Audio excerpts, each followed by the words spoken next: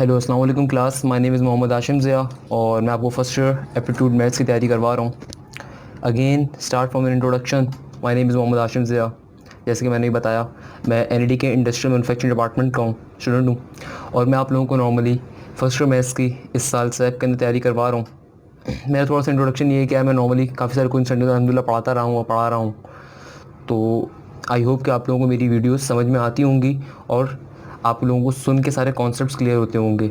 मेरे और दूसरे टीचर्स के दरमियान क्या डिफरेंस है वो मैं अपने मुंह से ज़्यादा नहीं बोलूँगा, वो आपको खुद ही आई गेस समझ में आ जाता होगा कि मेरे में और दूसरे जो मैथ के आपको टीचर्स पढ़ा रहे हैं उनके अंदर किस चीज़ का डिफरेंस है।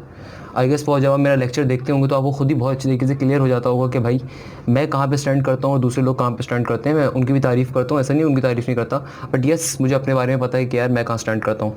अच्छा, ये तो थोड़ा सा यार बात हो गई। अब स्टार्ट करते हैं आज के टॉपिक के साथ। हमारा आज का टॉपिक क्या है, पहले तो इस बात को समझ लेते हैं। Chapter number 6, sequence series. ये सीक्वेंस सीरीज होता क्या है यार? मतलब कोई मुझसे पूछे व्हाट इज सीक्वेंस सीरीज, पहले तो मेरे पास डेफिनेशन अगर मैं कहूँ सीक्वेंस की, ऑल दो डेफिनेशन वगैरह करवाना मेरी जिम्मेदारी नहीं है क्रैश के अंदर, बट बता देता हूँ। देखो, सीक्वेंस कहते हैं कोई भी ऑर्डर फॉर्म हो किस तरीके से एक पर्टिकुलर डेफिनेट रूल के ऊपर, कोई भी ऑर्डर फॉर्म हो रहा हो एक डेफिनेट रूल के ऊपर, वो सीक्वेंस बन रहा होता है। For example 1, 2, 3, 4 and so on. ये क्या है? यहाँ पे एक सीक्वेंस फॉलो हो रहा है। किस चीज़ का सीक्वेंस है? एक नॉर्मल नंबर्स का 1, 2, 3, 4, 5, 6, 7, 8, 9 एंड सो ऑन इन्फिनिटी तक चला जाएगा। सिमिलरली 2, 4, 6, 8 एंड सो ऑन, ये कौन सा सीक्वेंस कहलाएगा? ये इवन नंबर्स का सीक्वेंस कहलाएगा। सिमिलरली मैं ऑड नंबर का सीक्वेंस लिख लूँ, मैं प्राइम नंबर का सीक्वेंस लिख दूँ, मैं कंपोजिट नंबर का सीक्वेंस लिख दूँ। कहने का मकसद ये है कि ऐसी सीरीज, ऐसी नंबर की सीरीज जो एक पर्टिकुलर रूल को फॉलो कर रही हो, वो सीक्वेंस की डेफिनेशन के अंदर आ जाती है। Then what is this series?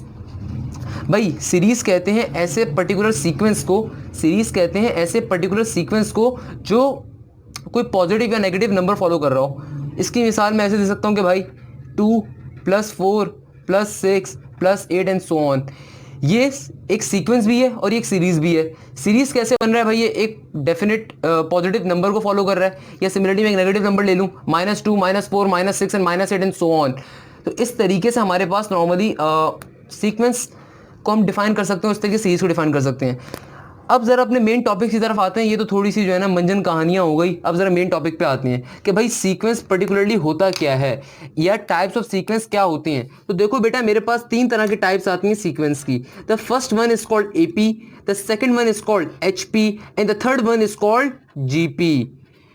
AP क्या होता है भाई? Arithmetic progression. What is HP? Harmonic progression. And what is GP? Geometric progression. हम इनको पर्टिकुलरली डिफाइन भी करेंगे, फॉर्मूला समेत सब एक्सप्लेन करना मेरी जिम्मेदारी है, मगर सिर्फ टाइप्स क्या होती हैं एपी, एचपी और जीपी, और सारा गेम सीक्वेंस सीरीज का इन 3 चीजों पे घूम रहा होता है।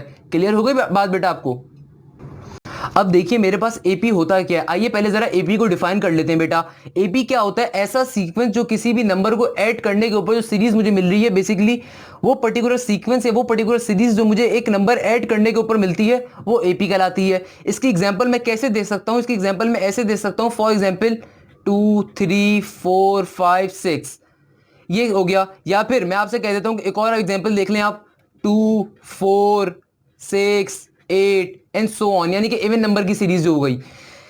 मगर एक बात बहुत गौर करने की, और यही बात ना सिर्फ इस टॉपिक के अंदर बल्कि अभी जितने भी टॉपिक हम आज के चैप्टर के अंदर पढ़ेंगे सबके अंदर गौर करने की है। एपी के बाद एपी के पास एक बड़ी इंपॉर्टेंट चीज होती है। वो चीज क्या होती है? डी। इस डी को भी ऑल्दो एपी के फॉर्मूले के अंदर हम पढ़ेंगे, मगर थोड़ा समझ लेते हैं डी क्या होता है। डी बेसिकली डिफरेंस होता है। ये डी पर्टिकुलरली होता क्या है बेटा? ये डी डिफरेंस होता है। डिफरेंस किस चीज का? मेरे घर का डिफरेंस नहीं भाई। ये डिफरेंस क्या होता है? अगले नंबर से पिछले नंबर के दरमियान का डिफरेंस। किसका डिफरेंस? अगले नंबर से पिछले नंबर के दरमियान का। तो इसका फॉर्मूला क्या होता है? डी का। डी का फॉर्मूला होता है T2 - T1। अगर मुझे इस पर्टिकुलर सीरीज के अंदर इस पर्टिकुलर सीक्वेंस के अंदर मुझे डी निकालना है, डिफरेंस निकालना है, तो क्या होगा डिफरेंस? 3 - 2। ये 3 क्या है? मेरी सेकंड टर्म। ये 2 क्या है? मेरी first term. 3 second term minus first term, 3 - 2, D क्या हो गया? 1। मगर एक बात बहुत गौर करने की है बेटा, एक बात बहुत जरूरी है। वो जरूरी बात क्या है? जो डी की वैल्यू होती है ना, वो स्टार्टिंग के अंदर अगर आपको 1 मिल रही है तो ये बात कंपलसरी है, ये बात फर्ज है कि उसके आगे के जितने नंबर्स हैं उन सबके अंदर भी डिफरेंस क्या होगा? सेम होगा। फॉर एग्जाम्पल 6 - 5 क्या होगा? यहां पे भी डिफरेंस क्या होगा? 1। 4 - 5 क्या होगा? डिफरेंस 1। यानी कि डी की value through out the sequence same रहती है। इस एग्जांपल को देख ले 2 4 6 8, यहां पे डी क्या होगा आपका? 2। ये 2 कैसे आ रहा है? Second term minus first term, second term is 4, the first term is 2, 4 - 2 2। Similarly अगर मैं डी की वैल्यू 6 और 8 पे निकालना चाह रहा हूं, सेकंड टर्म क्या है? 8, फर्स्ट टर्म क्या है? 6, तो डी की वैल्यू 8 - 6 क्या होगी? 2। यानी कि कहने का मकसद ये है कि जो एपी के पास डी होता है, जिसको हम कॉमन डिफरेंस कहते हैं, ये थ्रू आउट द वैल्यू इसकी सेम रहती है। अब आ जाते हैं एचपी के ऊपर। HP basically normally harmonic progression होता है, मगर एचपी का पर्टिकुलरली कोई फॉर्मूला नहीं होता। एचपी होता क्या है बेटा? कुछ भी नहीं होता, ये रेसिप्रोकल है। ये रेसिप्रोकल है। किस चीज का रेसिप्रोकल है? मेरा रेसिप्रोकल है क्या? नहीं बेटा। किस चीज का रेसिप्रोकल? एपी का। यानी कि एपी के जो भी फॉर्मूलाज होते हैं वो एचपी के अंदर भी वैलिड होते हैं, मगर उल्टा करने के बाद, रेसिप्रोकेट करने के बाद। वेरी गुड, समझ में आ रहा है आपको? Now comes on GP. What is GP? हमने अभी बात करी। जीपी पे जाने से पहले दोबारा जरा एपी को मैं एक बार रिवाइज करवा देता हूं। एपी वो पर्टिकुलर सीक्वेंस होता है बेटा जो किसी नंबर को ऐड करने के ऊपर मुझे मिल रहा हो। तो जीपी क्या होता है? जीपी वो सीक्वेंस होता है जो किसी पर्टिकुलर नंबर्स को आपस में मल्टीप्लाई करने के ऊपर मिल रहा हो। फॉर एग्जाम्पल 2 4 8 16 32, आगे 64 हो जाएगा, and so on, and so on. यानी कि सीरीज चल रही है। एक बात याद रखिएगा, एपी के पास क्या होता है? Common difference D. जीपी के पास डी नहीं होता। जीपी के पास एक और नमूना होता है, उसका नाम होता है आर। ये आर होता क्या है? Common ratio. What is this R? Common ratio. और इस आर का फॉर्मूला क्या होता है? R is equal to second term divided by previous term, that is first term. For example मेरे पास एक सीक्वेंस आ रहा है, मैं आर निकालना चाह रहा हूं, तो आर क्या होगा? 4 डिवाइडेड बाय 2, यानी कि 2। वही बात, सिमिलर बात जो एपी के अंदर थी वो यहां पे वैलिड होती है। ये जो आर की वैल्यू होती है, कॉमन रेशो की वैल्यू, ये through out the sequence same रहनी चाहिए। अगर सेम है तभी जीपी, अगर सेम नहीं है तो जीपी नहीं है, कुछ और होगा बेटा, ये बात याद रख लिएगा। आर की वैल्यू कॉमन रेशो, अगर स्टार्टिंग के अंदर आपको 2 मिल रही है तो ये कंपलसरी है कि यहां पे भी 2 ही मिले। आइए चेक कर लेते हैं, अपनी बात को जरा वेरीफाई कर लेता हूं, मैं चेक कर लेता हूं, मुझे नहीं पता मैं सही कह रहा हूं गलत कह रहा हूं। अगली term divided by previous term, 64 divided by 32 बेटा कितना होता है? 2 ही होता है। यानी कि मेरी बात वैलिड होती है। मैंने क्या बातें करी, मैं उन बातों को दोबारा रिपीट कर देता हूं। मैंने पहली बात बोली, एपी ऐसा सीक्वेंस होता है जो कि नंबर्स को ऐड करने में मिलता है। जीबी के बारे में मैंने बोला ऐसा सीक्वेंस जो कि मल्टीप्लाई करने में मिले, पहली चीज। दूसरी चीज मैंने बोली एपी के पास होता है बेटा कॉमन डिफरेंस, और एक कॉमन डिफरेंस की वैल्यू आपको कैसे फाइंड कर सकते हो? प्रीवियस टर्म आगे की टर्म माइनस पिछली टर्म, यानी कि forward term minus previous term, T2 minus T1। और कॉमन रेशियो क्या होता है? The forward term divided by previous term, यानी कि T2 डिवाइडेड बाय T1। एक और बात जो मैंने तीसरी बात बोली और सबसे ज्यादा इंपॉर्टेंट बात है, वो क्या बात है? एपी और जीपी दोनों के अंदर कॉमन डिफरेंस हो या कॉमन रेशियो, वो through out the sequence same रहेगा। ऐसा नहीं हो सकता कि स्टार्टिंग के अंदर आपको डी की वैल्यू कुछ और मिल रही हो और आखिर में डी की वैल्यू कुछ और मिल रही हो, या स्टार्टिंग के अंदर आपको आर की वैल्यू कुछ और मिल रही हो और आखिर में कुछ और मिल रही हो। अगर तो आपको ऐसा लग रहा है कि ऐसा हो रहा है और आप समझ रहे हो कि आप क्वेश्चन भी सही करो, तो अपने आप को रख के जो है ना एग्जाम के अंदर चमाड़ मार देना कि आप गलत हो। सही है? ऐसा पॉसिबल नहीं है दुनिया के अंदर कि आर की वैल्यू स्टार्टिंग के अंदर जीपी किसी सीरीज के अंदर आर की वैल्यू स्टार्टिंग में अलग हो और आखिर में अलग हो। ऐसा पॉसिबल नहीं है। अगर ऐसा आपको लगता है कि हो रहा है तो अपने आप को रख के चमाड़ मार के अपने आप को हकीकी दुनिया में दोबारा लेकर आना और फिर सोचना। आई गेस मैंने क्लियर कर दिया बहुत डिटेल के अंदर। तो आइए अब आगे चलते हैं। आइए अब जरा एपी को एक्सप्लेन कर लेते हैं, इसका फॉर्मूला क्या होता है, क्या चीज होती है। General term for AP, general term formula for AP, बात एक ही हुई। ये फॉर्मूला क्या होता है? फॉर्मूला होता है बेटा Tn is equal to A plus n minus 1 into d. यहां पे बेटा ए क्या होता है? First term. ए क्या चीज है? First term. मैं भी सब एक्सप्लेन करूंगा, टेंशन ना लें। अगर आपने इंटर के अंदर इस चैप्टर को तरीके से नहीं पढ़ा तो कोई मसले की बात नहीं है, आप एप्टीट्यूड पढ़ लें, मैं पढ़ा रहा हूं, इंशाल्लाह मैं क्लियर करूंगा। नहीं क्लियर करता आप जरूर मुझे बताएं मैं क्लियर क्या नहीं कर पाया आपका, मैं उसको भी क्लियर करने की कोशिश करूंगा। मेरी 100% कोशिश है मेरा बेटा कामयाब हो, मेरा बच्चा कामयाब हो, मेरा स्टूडेंट कामयाब हो। ऑल्दो यार तुम लोग हो सकते हैं मुझसे बड़े, हो सकते हैं मेरे साथ ही हो, बच्चा एज अ टीचर कहना फर्ज होता है। तो ए क्या हो गया बेटा? First term. सही है? What is n here? N is basically number of terms. What is n? N is number of terms. What is D? We have already discussed. D is common difference. What is D? D is common difference. तो क्या चीज बची इस फॉर्मूले के अंदर बेटा? इस फॉर्मूले में खाली एक ही फसाद की चीज बच गई, फिर उसका नाम क्या है? Tn। उसका नाम क्या है? Tn। ये Tn क्या होता है? इस Tn के मल्टीपल नाम है। पहला नाम इसको हम कह सकते हैं लास्ट टर्म, इसको ये लास्ट टर्म के नाम से ही पहचाना जाता है Tn। ये एक और नाम से पहचाना जाता है बेटा, वो नाम क्या होता है? NTH टर्म, ये NTH टर्म क्या है, टेंशन ना लो, अगेन आगे एक्सप्लेन करता हूं। वैसे भी मैंने क्या बोला, इसके 2-3 नाम होते हैं। पहला नाम क्या है, लास्ट टर्म, दूसरा नाम क्या है, NTH टर्म, या फिर इसको जर्नल टर्म भी हम कहते हैं। क्या कहते हैं बेटा, जर्नल टर्म। मेरे नोट्स बहुत इंपॉर्टेंट होते हैं, पहले बता रहा हूं, तरीके से आप बनाएं, आपको कुछ मसला नहीं होगा। फॉर्मूला क्या होता है एपी का, Tn is equal to a plus n minus 1 डी। a is first term, n is number of terms, d is common difference, and what is this Tn, इसके मल्टीपल नेम है। लास्ट टर्म भी इसे कहते हैं, इसे NTH term भी कहते हैं, जनरल टर्म भी कहते हैं। आइए अब जरा इस Tn को भी समझ लेते हैं और ये भी समझ लेते हैं कि कोई भी टर्म एपी के अंदर पर्टिकुलरली किस फॉर्म में लिखी हुई होती है। अब देखिए कंफ्यूज ना हो, एक चीज देखें जरा, मेरे पास एक टर्म है T1, then T2, T3, so on till Tn।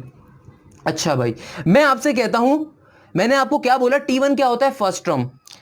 अगर कोई मुझसे कहता है कि यार इस T1 का जरा फॉर्मूला तो बताओ कैसे निकलेगा, a का a आया, प्लस का साइन, जनरल फॉर्म क्या है, n माइनस 1 इंटू डी। यहां पे क्या लिखा हुआ है, फर्स्ट टर्म, तो n की वैल्यूज बेटा कितनी हो जाएंगी, यानी कि n क्या है यहाँ पे 1, फर्स्ट टर्म है, तो बेटा n क्या होगा, n होता क्या है, नंबर ऑफ टर्म्स ना, तो यहाँ पे T1 की अगर मुझे वैल्यू निकालनी है तो 1 क्या हो जाएगा, n की जगह पे लिख सकता हूं 1, तो 1 माइनस 1, 0, 0 इंटू डी। मैंने क्या बोला, 1 माइनस 1 इंटू डी, यानी कि कैंसिल आउट। तो T1 की पर्टिकुलर वैल्यू क्या आ रही होती है हमारे पास, a। अगर आपको मेरी बात समझ नहीं है दोबारा सुनो एक बार, मैंने कहा T1 की अगर फॉर एग्जांपल मुझे वैल्यू निकालनी है T1, तो T1 क्या फॉर्मूला क्या होता है, general formula, Tn is equal to a plus n minus 1 d. n क्या दे रहा है, 1, फर्स्ट टर्म निकालनी है, तो n क्या, n की जगह पे 1 लिख दूंगा, 1 माइनस 1, 0, 0, डी खत्म हो गया, तो T1 की वैल्यू क्या होगी, a। तो यही तो मेरी फर्स्ट टर्म होती है, a। प्रूफ किया मैंने आपको, प्रूफ करके दिखाया ना बेटा आपको। अब देखिए T2, मैं बताना क्या चाह रहा हूं, ये बहुत इंपॉर्टेंट बात बताना चाह रहा हूं, एक जनरल फॉर्म आपको बना दूंगा, आपको कोई मसला नहीं होगा। T2 मैं कहता हूं a plus n minus 1 D होता है, कौन सी टर्म की बात कर रहे हैं, सेकंड टर्म, तो n क्या है 2, 2 minus 1, simple 1 into D, a plus D. मैं आपसे कहता हूं T3, T3 क्या होगा बेटा, जनरल फॉर्मूला क्या होता है, a plus n minus 1 into D.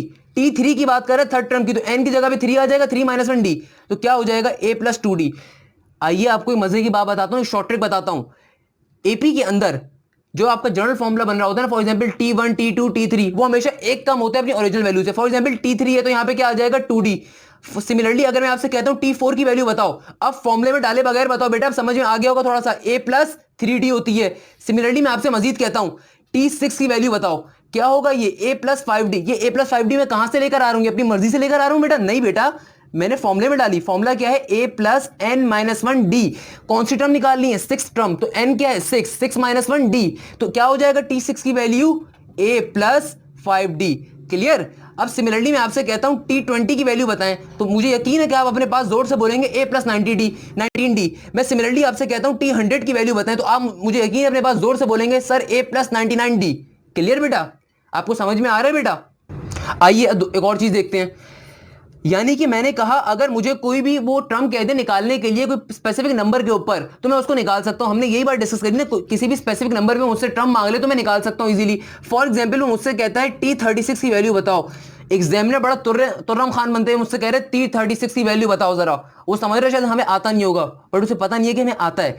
क्या होगा T36 बेटा, a प्लस 35d। क्लियर। अब मैं अगर आपसे कहता हूं TP की वैल्यू क्या होगी, TP, तो ये n की जगह पे p आ रहा है, तो क्या हो जाएगा बेटा, n की जगह पे p लिख दोगे आप, क्या बनेगा, a plus p minus 1 into D. ये सारे इंटर के कॉन्सेप्ट्स हैं, अगर वहां पे नहीं समझे तो कोई मसले की बात नहीं है, हाशिम इसलिए इधर बैठा है भाई। मैं आपसे कहता हूं P प्लस क्यू की वैल्यू बताओ। अगेन ये P प्लस क्यू, यहां पे क्या चीज आती है, यहां पे बेटा n आता है नीचे छोटा सा, तो क्या हो जाएगा P प्लस क्यू, क्या चीज हो जाएगी, जोर से बताओ मुझे अपने पास, P plus Q minus 1 into D. Clear कर पा रहा हूं बेटा।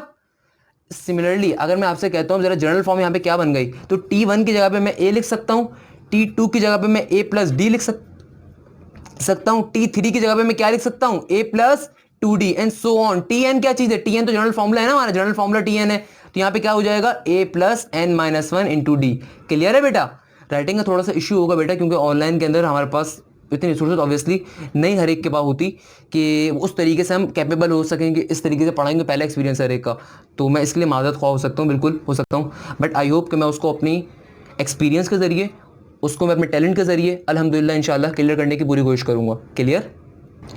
आइए बेटा देखिए, अब मेरे पास पहला क्वेश्चन आ गया एपी के अंदर, और ये मैंने अगेन आपसे हमेशा कहा है कि मेरे जितने भी क्वेश्चन होते हैं उनकी प्रैक्टिस करने के बाद अगर आप पास्ट पेपर्स में भी चले जाएं, आपको बहुत से कॉन्सेप्ट वैसे क्लियर हो जाएंगे, क्योंकि मेरे सारे क्वेश्चंस पास्ट पेपर से बने हुए होते हैं।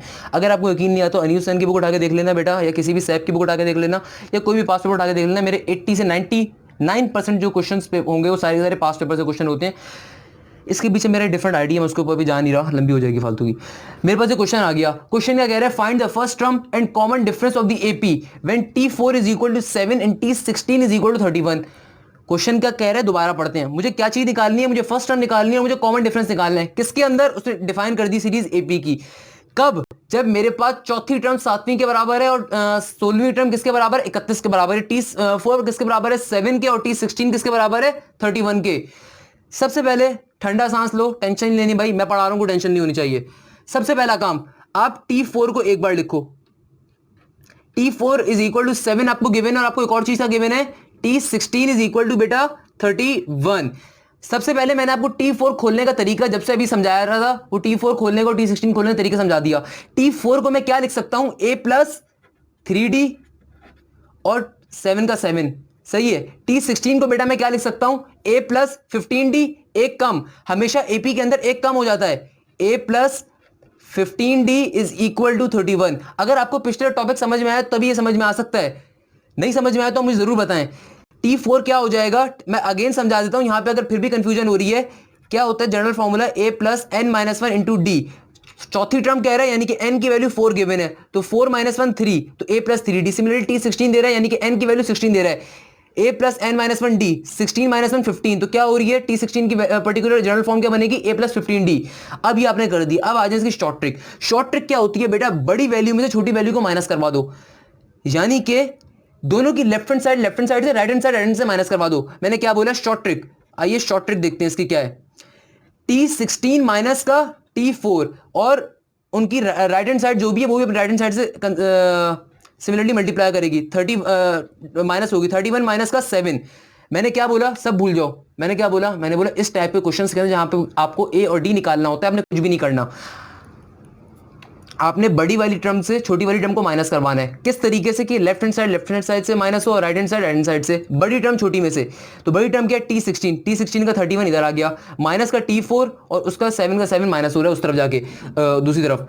T16 होता क्या है, आइए से खोल देते हैं, A+15D, माइनस का साइन। व्हाट इज T4 बेटा, T4 होता है A+3D। ब्रैकेट में अल्लाह के वास्ते रखिएगा, मेजॉरिटी बच्चे यहाँ पे गलतियां करते हैं, माइनस साइन खोलेगा तो ऑब्वियसली साइन चेंज होंगे, ब्रैकेट नहीं लगाता। 31 - 7 बेटा कितना होगा, आंसर बोलो, 24 होता है। ब्रैकेट खुलेगा, जब ब्रैकेट खुलेगा तो ए से ए कैंसिल आउट, 15 और ये प्लस का साइन माइनस में कन्वर्ट हो जाएगा, तो 15 माइनस का 3 कितना हो जाएगा बेटा, 12D। क्या हो जाएगा, 12D। और यहां पे क्या है, 24D। 12 2 से 24, तो D की वैल्यू क्या आ रही होगी पर्टिकुलरली बेटा आपके पास 2। D की वैल्यू क्या आ रही है आपके पास मेरा बेटा 2। इस 2 को, ये जो आपके पास D की वैल्यू आई ना, इसको इक्वेशन 1 या इक्वेशन 2, जो भी आपको टर्म गिवन है उनमें से किसी में भी डलवा दो, आपका आंसर सेम आएगा। T16 में डाल के चेक कर लो या फिर T4 में डाल के चेक कर लो, मगर अकल से सोचना बेटा, आसान वाली में डाला करो ताकि आपके पास टाइम मैनेजमेंट हो सके। एज अ टीचर मेरा फर्ज है कि आपको सिखाऊं टाइम मैनेजमेंट होता क्या है। आप एक क्वेश्चन के ऊपर 5 मिनट नहीं दे सकते, आपको हद से 20 से 30 सेकंड देने हैं क्वेश्चन के ऊपर। तो आप डी की वैल्यू इसमें डालोगे, इसमें भी आंसर सही आएगा, इसमें डालोगे इसमें भी आंसर सही आएगा। तो आसान वाले में डालो। आसान कौन सा, ये वाला टर्म आसान है, तो मैं डी की वैल्यू को T4 में डाल देता हूं। मैं क्या कह रहा हूं, put D is equal to 2 in equation 1, in equation number 1।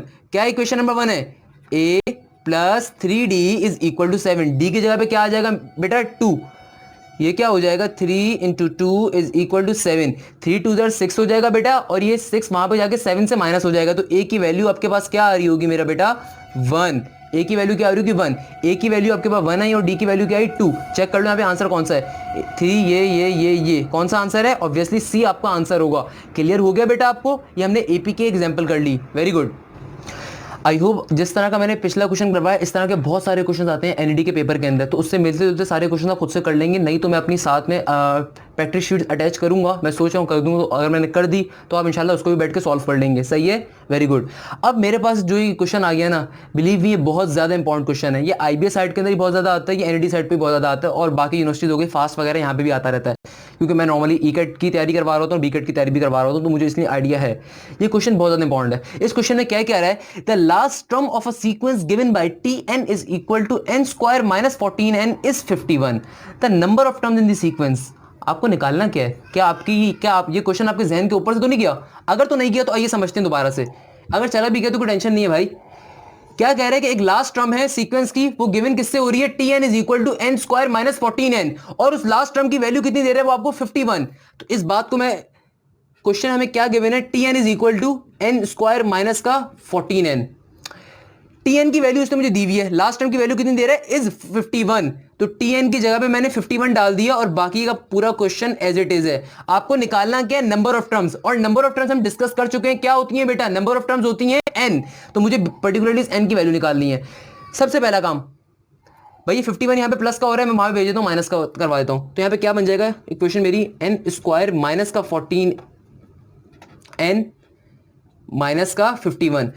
एक सिंपल सी क्वाड्रेटिक इक्वेशन बन गई बेटा। क्वाड्रेटिक इक्वेशन को ब्रेक करने का मेथड LCM मेथड होता है, बचपन से पढ़ते हुए आ रहे हैं। किस तरीके से करेंगे, LCM ले लो, n को मल्टीप्लाई करो 51 के साथ, क्या बन रहा है 51। अच्छा, अगर किसी को मिडिल टर्म ब्रेक करनी नहीं आती तो कोई मसले की बात नहीं बेटा, मैं एप्टीट्यूड लेवल वो भी समझा दूंगा आपको, क्योंकि मेरा काम है समझाना, मैं आपको समझा देता हूँ, मुझे कोई इशू नहीं है। हालांकि ये ECAT साइड पर समझाया नहीं जाता, क्योंकि आपको कैलकुलेटर अलाउ होती है। ऑल्दो आप हमेशा फर्स्ट टर्म को लास्ट टर्म से मल्टीप्लाई करते हो, तो जब 1 इंटू माइनस का 51 आपका आंसर आया। मुझे ऐसे दो नंबर्स चाहिए जिनको जब मैं मल्टीप्लाई करूं तो माइनस 51 आए, और जिनको जब इधर प्लस करूं या फिर इधर माइनस करूं तो बीच वाली वैल्यू बने। इस तरीके से मिडिल टर्म ब्रेक होती है आपके पास। मैं दोबारा रिपीट कर देता हूं, फर्स्ट टर्म को लास्ट टर्म से मल्टीप्लाई करते हैं, एक पर्टिकुलर नंबर आ जाता है। क्या नंबर आ रहा है यहाँ पे, इत्तेफाक से हमारा 51 आ रहा है।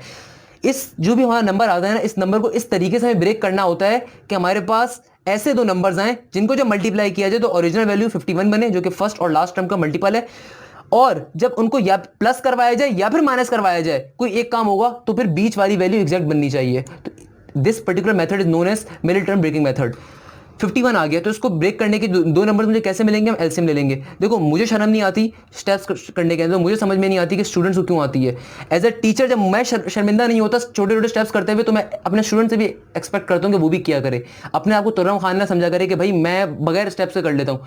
ये कॉन्फिडेंस हमेशा लेके डूब जाता है बेटा, ओवर कॉन्फिडेंस कभी ना हो। अगर तुम्हें कोई चीज़ आती है तो टैलेंट को छुपा के रखो, टैलेंट को लोगों के सामने जाहिर मत करना कभी, मैं पहले बता रहा हूँ ये बात।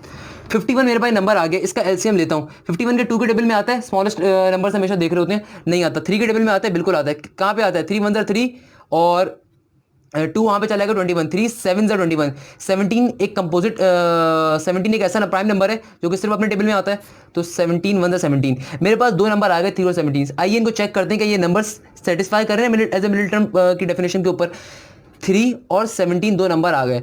जब मैं -17 को मल्टीप्लाई करवाता हूं 3 के साथ, तो मेरे पास क्या आंसर आएगा, माइनस का 51, बिल्कुल सही है, यानी कि ओरिजिनल नंबर बन रहा है। और जब मैं -17 + 3 करता हूं तो मेरे पास माइनस का 14 ही बनता है, जो कि मिडिल टर्म है। यानी कि हमने ऐसे दो नंबर्स ढूंढ लिए जो कि हम सही है, हमारा मिडिल टर्म मेथड प्रूव हो गया। आइए अब यहाँ पे डाल देते हैं दोनों नंबर्स को। सिंपल मिडिल टर्म मेथड है बेटा, कोई मसले की बात नहीं है। माइनस का 17n प्लस का 3n माइनस का 51। आइए सिंपल तरीके से बेटा कॉमन लेते हैं, 17n है यार, सॉरी गलती हो गई भाई, ये 17n है।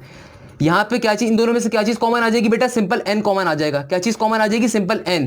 क्या बचेगा, n माइनस का 17। यहाँ पे क्या चीज कॉमन आ जाएगी बेटा, प्लस का 3 कॉमन आएगा। क्या चीज बचेगी बेटा, n माइनस का 17। मुझे दो वैल्यूज मिल गई यहाँ पे।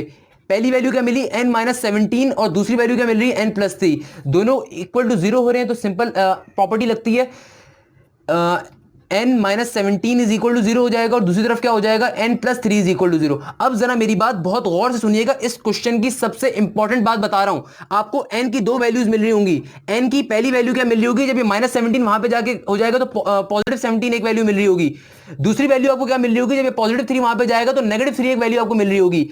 मगर जब आप आंसर्स देखेंगे तो आपको आंसर खाली एक ही मिल रहा है, 15 16 17 18।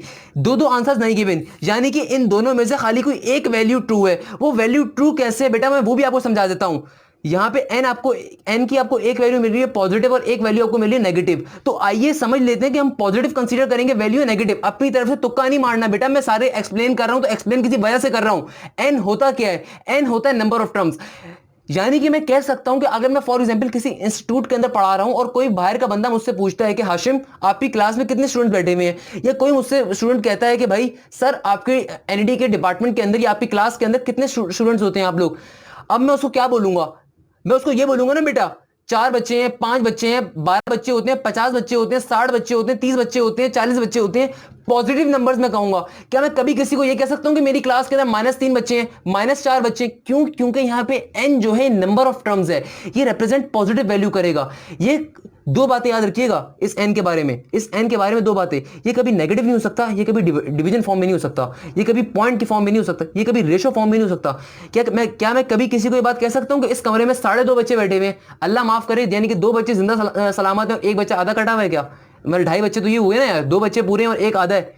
तो कभी भी रेशो फॉर्म में नहीं हो सकता ये n, कभी भी नेगेटिव फॉर्म में नहीं हो सकता। तो n की कौन सी वैल्यू ट्रू होगी? n की पॉजिटिव वैल्यू ट्रू होगी। n is equal to 17। तो आंसर क्या होगा? n is equal to 17। क्या मैं आपको क्लियर कर पाया हूं? आई होप मैं कर पाया हूं। अगर नहीं कर पाया तो प्लीज आप मुझे इन्फॉर्म कर दिएगा, मैं ये कह सकता हूं।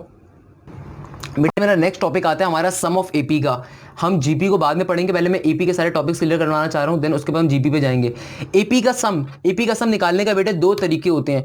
पहला फॉर्मूला क्या होता है सम निकालने के लिए? ये फॉर्मूला होता है Sn is equal to n/2 bracket 2a plus n-1 into D.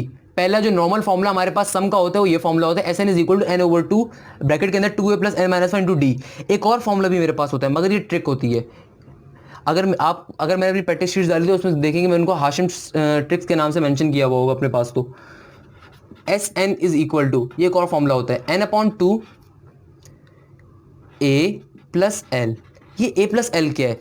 ये अगेन ये बिल्कुल वही फॉर्मूला है, ये शॉर्ट ट्रिक फॉर्मूला होता है। n/2 a क्या है? First term, and what is this l? l is last term. इस तरीके से भी आपके पास आंसर आ जाता है। What is l here? l is the last term. What is a? a is the first term. a is the first term, l is the last term, और n/2 simple, n is number of terms. अच्छा, अब हमारे पास सम के अंदर जो है ना अक्सर 4 तरह की डिफरेंट सम की सीरीज आ जाती हैं। अच्छा, सम की सीरीज क्या है? फॉर एग्जांपल मेरे पास एक सीरीज गिवन है 2 + 3 + 4 + 5 + 6 एंड सो ऑन। बेटा ये अब सीक्वेंस नहीं बना, ये सम की सीरीज बन गई है। तो अगर आप इसे सीक्वेंस के मेथड से सॉल्व करना चाहेंगे ना वो गलत हो जाएगा। क्यों? क्योंकि इनके बीच में कॉमा नहीं है, इनके बीच में क्या है? प्लस का साइन है। तो इस बात को बहुत जहन में रखना है आपने। ये मेरे अब्बा की जागीर नहीं है कि मैं इसे सीक्वेंस के मेथड से सॉल्व कर दूं, यानी कि एपी का सीक्वेंस फॉर्मुला अप्लाई कर दूं Tn = a + n-1 d। क्यों? क्योंकि यहाँ पे प्लस के साइन आ रहे हैं तो इस सम का पर्टिकुलर फॉर्मुलाज बनेंगे। अच्छा, तो इन फॉर्मुलाज के जरिए हम इसे सॉल्व कर सकते हैं। पहली चीज तो मैंने आपको ये बता दी। दूसरी चीज मैंने आपको ये बताना चाह रहा हूं कि हमारे पास 4 शॉर्ट ट्रिक्स और आ रही होती हैं। कॉमन नंबर की सीरीज, ऑड नंबर की सीरीज, इवन नंबर की सीरीज। आइए वो क्या होती हैं उनको समझते हैं जरा। अच्छा बेटा, मैंने आपको अब सम का जरा फॉर्मूला पूरा समझा दिया।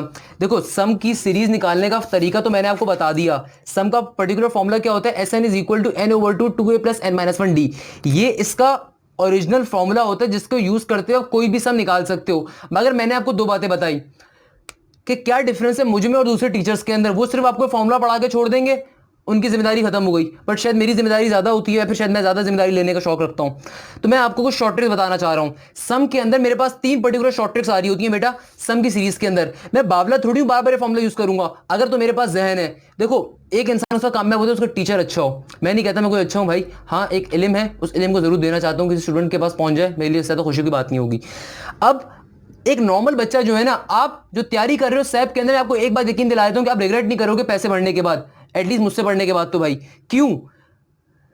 एक नॉर्मल बच्चा तो ये फॉर्मूला यूज करेगा और बोलेगा कि भाई ये ओरिजिनल फॉर्मूला होता है सम ऑफ सीरीज निकालने का, तो इसी फॉर्मूले के जरिए सम ऑफ सीरीज निकाल रहा होगा और बिल्कुल सही आंसर आएगा उसका। मैं इससे कोई मना नहीं कर रहा उसका आंसर गलत आएगा, नहीं, उसका आंसर ये फॉर्मूला लगाने से बिल्कुल सही आएगा, मगर ये फॉर्मूला लंबा है। अगेन टाइम मैनेजमेंट सिखाना मेरा जिम्मेदारी है, टाइम मैनेजमेंट के बारे में बताना मेरी जिम्मेदारी है। तो भाई इतना टाइम नहीं दे सकता कि यार तुम 2 मिनट भी इस क्वेश्चन के ऊपर लगाओ इस फॉर्मूले के जरिए, नहीं, मैं उससे शॉर्ट ट्रिक्स के ऊपर जाता हूं। मैंने अपने पास 3 क्वेश्चन लिखे। फॉर एग्जाम्पल मेरे पास क्वेश्चन आता है find the sum of the series. ये पहला क्वेश्चन है, दूसरा क्वेश्चन है, तीसरा क्वेश्चन।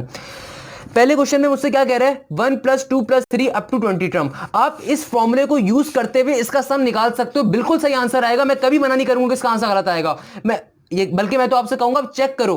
आप इस पर्टिकुलर मेथड से इस फॉर्मूला को लगा के करोगे, ये सम का फॉर्मूला होता है ना आपके पास, इस फॉर्मूले को लगा के आप करोगे, इस क्वेश्चन के अंदर आपका आंसर सही आएगा। मगर मैं इसके ऊपर नहीं जाता, मैं शॉर्ट ट्रिक बताता हूं, मेरा जिम्मेदारी समझता हूं। तो बेटा हमारे पास ये सीरीज कैसी, पहले तो मुझे जल्दी से बता दो सीरीज कैसी है। मैं आपको 2 सेकंड का टाइम दे रहा हूं, देख ली सीरीज। ये सीरीज है नॉर्मल नंबर की सीरीज, यानी कि 1 2 3 4 5 6 कहां तक जा रही है, 20 टर्म तक। तो नॉर्मल नंबर की सीरीज के लिए मेरे पास एक शॉर्ट ट्रिक है, वो क्या है, n into n plus 1 divided by 2। मैंने क्या बात बोली, दोबारा सुन लेते हैं। मैंने आपसे बोला बेटा मैं इस मेथड के जरिए सॉल्व नहीं करूंगा, मैं इसको शॉर्ट ट्रिक के जरिए करूंगा। शॉर्ट ट्रिक क्या है, वो शॉर्ट ट्रिक मैंने पूरी की पूरी यहां पे लिख दी, मैं इसको एक्सप्लेन करता हूं। अब देखो जरा, ये क्वेश्चन है, इसके अंदर नंबर कैसे हैं, नॉर्मल नंबर है। अगेन ये वाला जो मेथड है नॉर्मल नंबर के लिए, नॉर्मल सीरीज के लिए, सम की नॉर्मल जब सीरीज हो 1 2 3 4 5 6 7 8 9 10 11, यानी कि 1 की डिफरेंस जब आ रहा हो, कहां तक जाना है आपको, 20 टर्म तक, यानी कि n की वैल्यू कितनी है यहाँ पे, 20। तो इस फॉर्मूले के अंदर आप n की जगह पे 20 डाल दें, 20 प्लस 1 डिवाइडेड बाय 2। बेटा 2 मिनट में सॉल्व हो जाएगा। अगेन ये आईबी के अंदर हम सिखा रहे होते हैं नॉर्मली बच्चों, क्योंकि वहाँ पे कैलकुलेटर अलाउ नहीं होता आईबी के पेपर के अंदर। इंजीनियरिंग में तो चलो फिर भी आप कैलकुलेटर अलाउ होता है, उस मेथड को भी ले सकते हो, आप उस मेथड से भी सॉल्व कर सकते हो, मगर टाइम अपना बचाओ, टाइम बचाना जिम्मेदारी है। इसको सॉल्व करोगे आपका आंसर क्या आएगा, 210। 20 plus 1 21, 21 into 20 21 into 20 divide by 2, it will B 210। 410 400 divide by 2 210। Again इस मेथड से भी सॉल्व हो सकता है, मगर ये शॉर्ट ट्रिक मैंने बता दी। ये शॉर्ट ट्रिक किसके लिए, इस बात को ध्यान में रख लेना, ये हर जगह में लगा देना भाई। ये नॉर्मल नंबर्स के लिए 1 2 3 4 5 6 7 8 9 10, उन तमाम सम की सीरीज के लिए जिसका डिफरेंस क्या हो, सिर्फ 1 का डिफरेंस आ रहा हो। 2 और 1, यहां पे डिफरेंस क्या आ रहा है, 1, यहां पे डिफरेंस क्या आ रहा है, 1, आगे डिफरेंस क्या आएगा, डी ऑब्वियसली 1 ही आएगा। तो उन सीरीज के लिए जिनका डिफरेंस क्या हो, 1, सम की सीरीज के लिए। अब आओ जरा अगला क्वेश्चन देखते हैं बेटा। अगले क्वेश्चन के अंदर क्या है, 1 प्लस 3 प्लस 5 प्लस 20। मैं अगेन आपको 2 सेकंड का टाइम देता हूं, सोच के बताओ कौन सी सीरीज है। बहुत आसान सा आंसर है, सोच लिया आपने बेटा, ये ऑड नंबर की सीरीज है। किसकी सीरीज है ये वाली पर्टिकुलर सीरीज, ऑड नंबर की। तो आइए मैं अगेन क्लियर कर देता हूं, इस क्वेश्चन के जरिए, इस फॉर्मूले के जरिए भी इसका आंसर सही आएगा, ऐसा नहीं है कि आंसर गलत है। मगर मैं क्यों करवा रहा हूं, मैं जिम्मेदारी समझता हूं, टाइम मैनेजमेंट आपका बचाने की, टाइम मैनेजमेंट, टाइम सेव होगा आपका। ऑड नंबर का सीरीज है, सिंपल सा, कुछ भी नहीं है। अगेन क्या कह रहे हैं, 1 plus 3 plus 5 and so on, कहां तक जाना है, 20वीं टर्म तक, यानी कि n की वैल्यू क्या गिवन है आपको, 20। इसकी शॉर्ट ट्रिक बता दूं बेटा, आइए बता देता हूं, बस ये है इसकी short trick, n square. Number of terms कितनी है आपके पास, n, 20 है, 20 का स्क्वायर, आंसर क्या होगा इसका, 400। अब मुझे बताओ कि बेटा ये मेथड सही है, ये मेथड आसान है। आप बोलोगे ये मेथड आसान है, ये हर उसको प्रूफ करेगा जो भी आपकी ऑड नंबर की सम की सीरीज होगी, वहां पे आप सिर्फ ये जो भी नंबर ऑफ टर्म होगी उसका आप स्क्वायर ले लोगे, आपका आंसर सही आ जाएगा। कंफर्म कह रहा हूं, गलती हो मेरा गिरबान पकड़ लेना भाई। क्लियर, ये डिफरेंस है मुझ में और दूसरों के अंदर बेटा। आइए अब इस सीरीज को देखो, जल्दी से मुझे बताओ कौन सी चीज की सीरीज है। 2 मिनट का टाइम दे रहा हूं, 2 सेकंड का, सॉरी।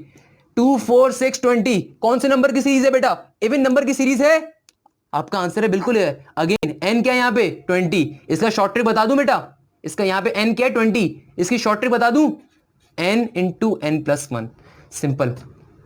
और बोलो और क्या जिंदगी में आसान करना चाहते हो बेटा, मुझसे पढ़ लो, शुक्र करो।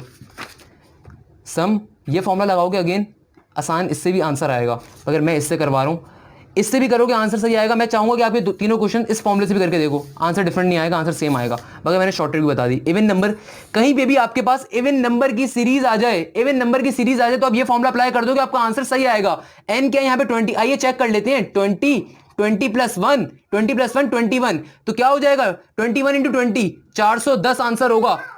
इससे भी आंसर वही आएगा, इससे भी आंसर वही आएगा बेटा, दोनों से आंसर सेम आएगा। ऐसा नहीं हो सकता आंसर गलत आ जाए, ऐसा नहीं हो सकता बेटा कि आपका आंसर गलत आ जाए। देखो मैं अपने मुंह से भी तारीफें नहीं करता, पर चलो बता देता हूँ कभी कभार, सही है। ये मैंने आपको बेसिकली बताया कुछ डिफरेंसेस। क्लियर। अच्छा बेटा मेरे पास एक क्वेश्चन आया था, इस क्वेश्चन ने मुझसे वो क्या कह रहा है, मुझसे कह रहा है find the sum of an AP. ये दोनों क्वेश्चन हम करते हैं, शॉर्ट ट्रिक से करेंगे इंशाल्लाह, मैं करवा रहा हूँ। Find the sum of an AP of 17 term whose middle term is 5। Again intermediate का क्वेश्चन है, वहां पे किस मेथड से करते थे, पहले मिडिल टर्म का फॉर्मूला अप्लाई करोगे n+1/2, देन उसको पता नहीं क्या करोगे, फिर सम का फॉर्मूला अप्लाई करोगे Sn = n/2 and so on. Again जब मैं इंटरमीडिएट पढ़ाता हूँ वहां पे सारे स्टेप्स के साथ करवा रहे होते हैं, क्योंकि वहां पे स्टेप्स के मार्क्स होते हैं। यहाँ पे स्टेप्स के मार्क्स नहीं है बेटा, यहाँ पे आपके सिर्फ आंसर के मार्क्स हैं।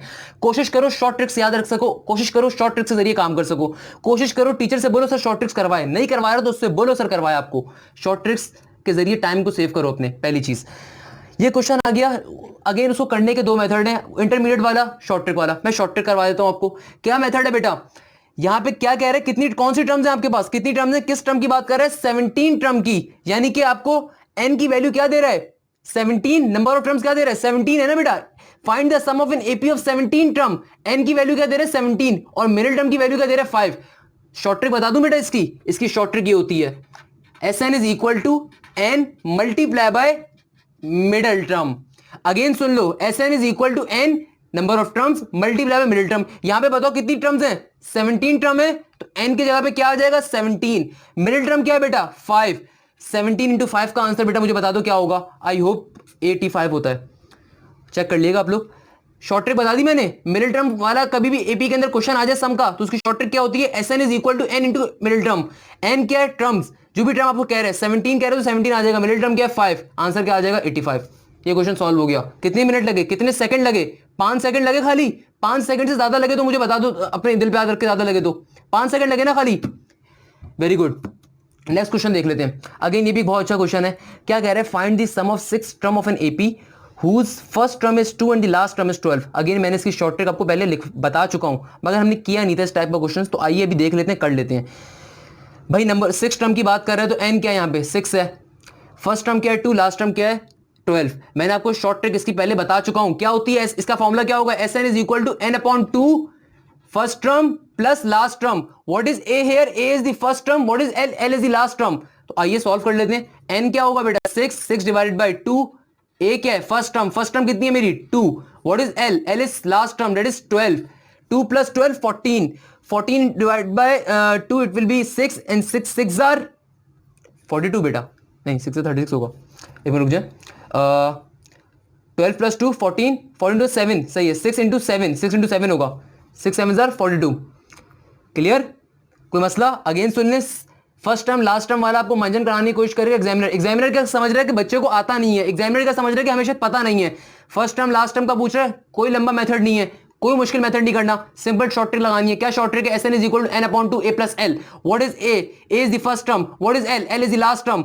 डाल दें values, 2 plus 12 14, 14 divide by 2 7, 7 into n, n के नंबर ऑफ टर्म्स कितनी है 6, 7 6 42 यार। इससे इजी बताओ सॉल्व हो सकता है, कोई बता सकता है इससे इजी।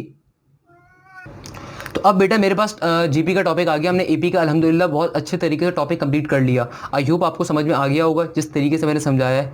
नहीं आया तो आप ज़रूर मुझे बताइएगा, इन्फॉर्म कर दीजिएगा, पर्सनली इन्फॉर्म कर दें या एडमिनिस्ट्रेशन लेवल के थ्रू करवा दें, मुझे कोई इशू नहीं है, किसी भी तरीके से करने आप मुझे अप्रोच करें, मुझे कोई इशू नहीं होगा। जनरल टर्म ऑफ जीपी मेरे पास क्वेश्चन आ जाता है।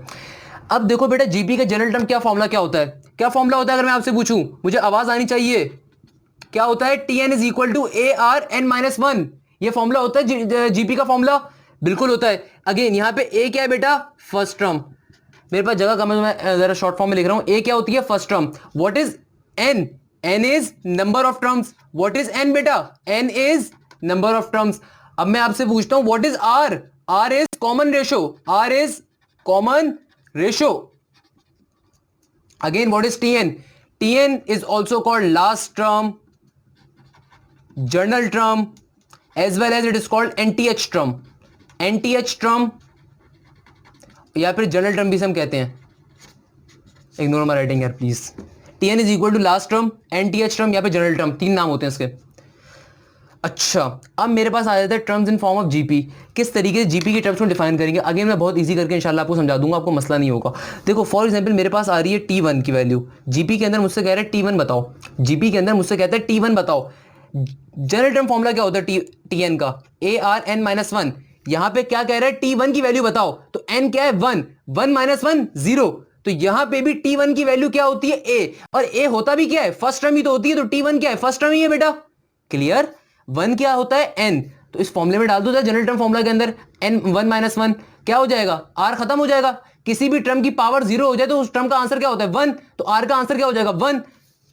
समझ में नहीं आया तो ये लो बेटा देख लो, r की पावर 0 हो जाएगी, किसी भी टर्म के ऊपर पावर 0 हो जाए तो क्या हो जाता है 1, a इंटू 1 सिंपल a, तो फर्स्ट टर्म की वैल्यू क्या होगी T1 या उसे a भी कहते हो आप। सिमिलरली अगर मैं आपसे कहता हूं मुझे T2 की वैल्यू बताओ, तो क्या हो जाएगा a r 2 minus 1, A r 2 - 1 यानी कि क्या हो जाएगा, सिंपल ए आर। सिमिलरली अगर मैं आपसे कहता हूं T3 की वैल्यू बताओ, ये क्या हो जाएगा, ए आर पावर 3 - 1 क्या हो जाएगा, ए आर स्क्वायर। बिल्कुल वही फॉर्म बन रही है, अगर आप गौर से देखो ना।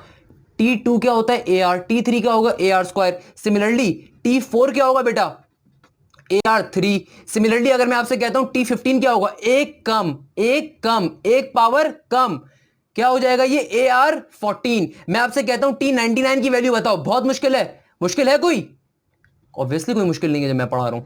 A R 98, A R 98।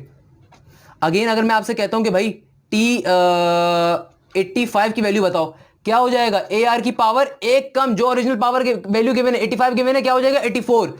Similarly अगर मैं आपसे कहता हूं बेटा टीपी की वैल्यू बता दो, ये पी किसकी जगह पे आ रहा है, मुझे सिर्फ इतना आंसर दे दो। अगर इतना आंसर दे दो तो मैं सब समझाने को तैयार हूं। ये पी जो आ रहा है बेटा, ये स्मॉल पी, ये एन की जगह पे आ रहा है ना, तो एन की जगह पे लिखा जाएगा। इससे ज्यादा सिंपल कोई करवा नहीं सकता आपको। ये पी किस जगह पे आ रहा है, एन की जगह पे आ रहा है। यहाँ पे नॉर्मली एन होता है ना बेटा जनरल फॉर्म के अंदर, तो फॉर्मूला क्या होगा, ए आर ऊपर एन होता है ना, उस एन की जगह पे पी लिख दो, P-1। ये फॉर्मूला बन गया टीपी के लिए। सिमिलरली अगर कोई आपसे कहता है P प्लस क्यू का जरा आंसर बता दो जीपी के अंदर, बहुत मुश्किल चीज पूछ ली भाई, पता नहीं क्या पूछ लिया उसने। भाई ये P प्लस क्यू किसकी जगह पे आ रहा है, एन की जगह पे आ रहा है ना, तो एन की जगह पे P प्लस क्यू आ जाएगा। क्या मुश्किल है इसके अंदर, कुछ मुश्किल है बेटा। अब लोग कहते हैं कि सर ये आसान है, बेटा ये आसान नहीं है, आसान बनाया गया है। क्लियर, देख लो इसके अंदर कोई प्रॉब्लम है तो मुझे बताओ। अच्छा बेटा, अब मेरे पास एक और क्वेश्चन आ गया, मैं इस क्वेश्चन को पढ़ देता हूँ, थोड़ा सा मसला हो गया था मेरे से बेटा। क्या क्वेश्चन है, the second term is 9, the fourth term is 27 in a GP, find the sixth term. क्या कह रहे हैं कि सेकंड टर्म जो है वो 9 के बराबर है, चौथी टर्म किसके बराबर है, 27 के बराबर है, निकालना क्या है, सिक्स्थ टर्म। तो बेटा कुछ मुश्किल की बात नहीं है। सेकंड टर्म की वैल्यू कितनी दे रहा है मुझे, 9 दे रहा है सेकंड टर्म की वैल्यू, ओके। और इसके साथ साथ मुझे वो फोर्थ टर्म की वैल्यू दे रहा है 27। तो आइए देखते हैं क्या कहना चाह रहा है। पहले तो मैं थोड़ा सा एक्सप्लेन कर देता हूं आपको, बस क्या कह रहा है, T2 की वैल्यू मुझे कितनी दे रहा है, 9 के बराबर बेटा। T2 की वैल्यू कितनी दे रहा है, 9 के बराबर। और T4 की वैल्यू कितनी दे रहा है बेटा, ये मुझे T4 की वैल्यू मुझे दे रहा है 27 के बराबर। अगेन मैंने आपको जीपी के अंदर टर्म्स निकालने का तरीका बता चुका हूं। अगर ये सेकंड टर्म है तो इसको कैसे लिखूंगा मैं, इसको मैं क्या लिख सकता हूं, सेकंड टर्म को a r 2 - 1 simple 1 is equal to 9। Similarly T4 को लिखने का तरीका मैं आपको बता चुका हूं बेटा। T4 को कैसे लिखेंगे, a are 3 a r cube equal to 27। Clear, ये तो मैंने आपको तरीका बता दिया टर्म्स लिखने का। अब क्वेश्चन देख लेते हैं। अच्छा, हमने एपी के अंदर क्या किया था, एपी के अंदर जब इस टाइप का कोई क्वेश्चन आया, हमने उन्हें हमेशा प्लस या माइनस किया करेंगे, ताकि एक कोई भी कोफिशिएंट जो अननोन कोफिशिएंट हो कैंसिल हो सके ए या डी के अंदर से। मगर यहां पे क्या है, यहां पे जो टर्म्स होती है प्लस या माइनस के फॉर्म में नहीं होती है, मल्टीप्लीकेशन फॉर्म में होती है। तो एक बात हमेशा याद रखिएगा, जीपी के क्वेश्चंस के अंदर, जीपी के इस टाइप के क्वेश्चंस के अंदर आप क्या किया करेंगे, आप बड़ी टर्म में से छोटी टर्म को डिवाइड करवा दिया करेंगे। क्या किया करेंगे, बड़ी टर्म में से छोटी टर्म को बेटा डिवाइड करवाया करेंगे। फॉर एग्जांपल बड़ी टर्म यहां पे क्या है, T4, छोटी टर्म कौन सी है बेटा यहाँ पे, T2। इस तरीके से डिवाइड करवा दिया गया, लेफ्ट हैंड साइड से, राइट हैंड साइड से। वहां पे हम क्या करते हैं, वहां पे हम नॉर्मली माइनस करवाते हैं, यहाँ पे प्लस करवाते हैं अगर माइनस से कोफिशिएंट्स हो तो। क्यों, ताकि वहां पे टर्म कैंसिल हो सके, वो प्लस की फॉर्म में टर्म्स गिवन होती है एपी के अंदर। जीपी में चूंकि टर्म्स मल्टीप्लाई की फॉर्म के अंदर होती है, तो नॉर्मली हम डिवाइड करवाते हैं बड़ी टर्म में छोटी टर्म को। आई होप मैं आपको क्लियर कर पा रहा हूं। तो T4 की वैल्यू क्या है बेटा, T4 को मैं कैसे लिख सकता हूं, वैसे लिखेंगे ए आर क्यूब। और T2 को कैसे लिख सकता हूं मैं, सिंपल ए आर क्यूब की वैल्यू यानी कि T4 की वैल्यू मुझे कितनी गिवन है, 27।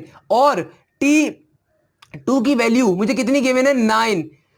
ए से ए कैंसिल आउट, एक आर से एक आर कैंसिल आउट, यहां पे क्या बच गया, आर स्क्वायर। आर स्क्वायर की क्या वैल्यू आ गई बेटा, 27 इंटू 9, 3 3 9 बेटा। और 3 के टेबल में 27 कहां आता है, आई होप आपका आंसर होगा सर 9 के ऊपर आता है। तो आर स्क्वायर की पर्टिकुलरली वैल्यू मेरे पास क्या आ रही होगी, 9/3। मुझे निकालना क्या, अब जरा ये चेक कर लेते हैं। हमने देख लिया कि हमने क्या निकालना है, हमें पता चल गया कि बेटा हमारे पास आर स्क्वायर की वैल्यू क्या आ रही है, 9/3। और तो सिंपल आर की वैल्यू क्या आ रही होगी बेटा, आर की वैल्यू क्या आ रही होगी, 9 स्क्वायरिंग बोथ साइड, अगर अंडर रूट बोथ साइड कर देता हूं तो 3/√3। मैंने क्या किया, मैंने स्क्वायर रिमूव करने के लिए अंडर रूट ले लिया दोनों साइड, तो आर की वैल्यू आ गई। इस आर की वैल्यू को किसी भी वैल्यू में डाल दो, आपके पास ए की वैल्यू आ जाएगी।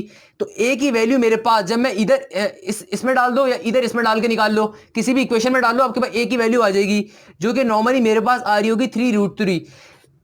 मुझे ना तो ए की वैल्यू रिक्वायर्ड थी ना मुझे आर की वैल्यू रिक्वायर्ड है, मुझे क्या चाहिए, मुझे 6 टर्म की वैल्यू चाहिए। तो आइए T6 क्या होगा बेटा, T6 क्या होगा, ए आर की पावर कैसी होगी 5, ए आर की पावर 5, ए क्या है, ए की वैल्यू आपको क्या गिवन है 3√3।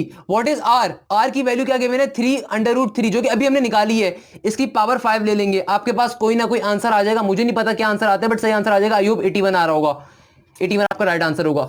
अगेन हमने इस क्वेश्चन में क्या किया बेटा, इस क्वेश्चन में कुछ भी नहीं किया, मैंने आपको सिर्फ दो कॉन्सेप्ट देने थे बेसिकली जीपी के टॉपिक के अंदर। पहला कॉन्सेप्ट कहते हैं जब भी जीपी का क्वेश्चन आ जाए आप वहां पे क्या करते हो, आप वहां पे अच्छा आप जीपी के क्वेश्चन के अंदर क्या करते हो, आप बड़ी टर्म में छोटी टर्म को डिवाइड करवा देते हो। एपी के अंदर हम क्या करते हैं, एपी के अंदर बड़ी टर्म में छोटी टर्म को माइनस करवाते हैं नॉर्मली। यहां पे हम नॉर्मली क्या करते हैं, बड़ी टर्म में छोटी टर्म को डिवाइड करवा देते हैं, इस तरीके से डिवाइड करवा दिया, आर की वैल्यू निकाल लोगे ताकि ए से ए कैंसिल आउट हो जाए और आर की वैल्यू मिल जाए, आर की वैल्यू रूट करके निकाल ली, देन उस आर की वैल्यू को इधर T4 वाली इक्वेशन में डाल दो, इधर T2 वाली इक्वेशन में डाल दो, आपके पास ए की वैल्यू सिमिलर आनी चाहिए, दोनों से आएगी जो कि अब ना कि हमें आर चाहिए था ना हमें ए चाहिए था, हमें तो T6 की वैल्यू चाहिए थी, तो मैंने T6 का फॉर्मूला खोला AR5, ए की वैल्यू ए में डाली, आर की वैल्यू आर में डाली और मेरे पास एक आंसर आ गया। अच्छा मैं दो बातें क्लियर कर देता हूं बेटा, मैं जानबूझ के मुश्किल क्वेश्चंस करवा रहा हूं, मैं प्रैक्टिस क्वेश्चंस नहीं करवा रहा, क्योंकि आप लोग क्रैश क्लासेस पढ़ लो, क्रैश क्लासेस के अंदर या तो शॉर्ट ट्रिक्स में अच्छे तरीके से करवाना चाह रहा हूं या फिर मैं मुश्किल क्वेश्चंस करवाना चाह रहा हूं। फॉर एग्जांपल जैसे मैं अगले क्वेश्चन पे आ रहा हूं, मेरा जो अगला क्वेश्चन है बेटा ये one of the most most most important question है, इतना इंपॉर्टेंट क्वेश्चन है अगर मैं यहाँ पे 10 बार स्टेरिक या 10 बार अंडर टेक भी लगा दूं ना,